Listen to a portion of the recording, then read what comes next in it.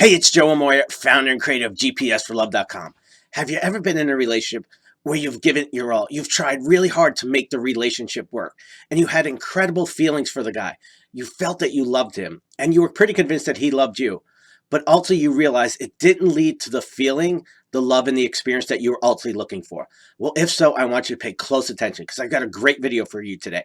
Today, we're going to talk about courageous love versus reckless love. Now, if you've been following GPS for Love for a while, you know that I really have a hang up on this word love, not because I'm against love, but because the word love causes so much confusion. We love our dog, we love the beach, we love Harry Potter, you know, and we love pizza, but we love our man. And it's a different experience. There are different types of love. So today, what I want to talk about is courageous love versus reckless love. So see, reckless love, that's the kind of love where you jump into relationships too soon. You have sex way before you're ready, and you think that if you sleep with a guy, he's going to fall in love with you, right? Been down that road, right?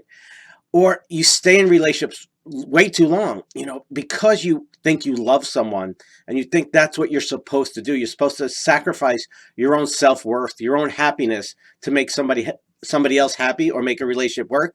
You continue to stay in that relationship.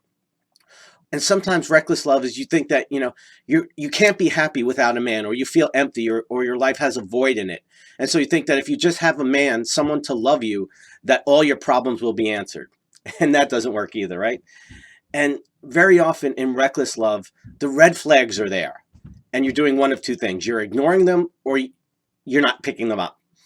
And as a result of those ignoring or not picking up those red flags, it ultimately comes back to bite you in the ass. And that's never works. See, reckless love is exactly what it sounds like. It's reckless. You may think it's going to lead to the experience you want, but it never, ever, ever does. However, the opposite of that is courageous love. And in courageous love, you have clear and concise boundaries, and you stick to those boundaries. And you know that when a man isn't adhering to your boundaries consistently, it's time to walk away and let him go, no matter what your feelings are for him. See, and in courageous love, you're not afraid to trust and to be vulnerable again to the right guy, a guy who shows you that he's worthy of your trust.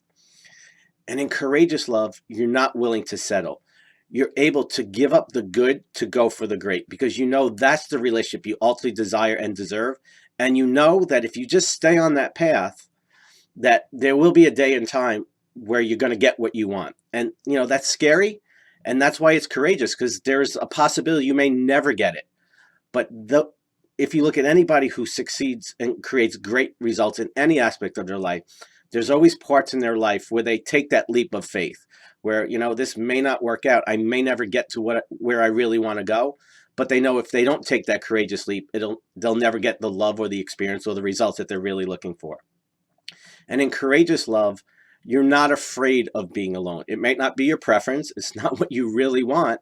But you know that, what? I'd rather be alone than be in another crappy, unfulfilling relationship.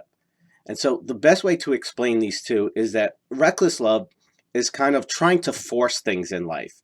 I always say it's kind of like swimming against the current. You're destined to get the result you want, and you're going to do everything and anything to get to the other side.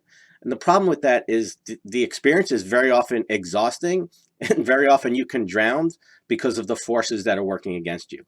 However, when you learn to love courageously and in a smart way, that's like going with the flow. Instead of forcing, that's flowing. And that's swimming with the current. And yeah, you might have to navigate and go around a few obstacles, but ultimately the current does all the work and it leads you to the other side. It leads you to the results you ultimately want. So this was a huge part of my journey, because for the most part of my life, I loved recklessly. I tried to force it, tried to make it happen. But then when I learned to let go, I learned to love more courageously. I got clear on who I was and what I was looking for. And I learned to hold those boundaries and take that leap of faith. That's when magically the love of my life showed up into my life. So that's my intention for you, is to help you understand the difference. And so now, again, as always, there's some mirror time. Watch us step out of your life and really take a good look and see, have you been loving courageously or recklessly? And if so, why? What do you need to do differently going forward? Remember, the past is never a mistake if you learn from it. So go ahead, take that mirror time and put your questions, comments, and feedback in the box below. As always, an honor, privilege to be with you. I'll see you next time. Much love.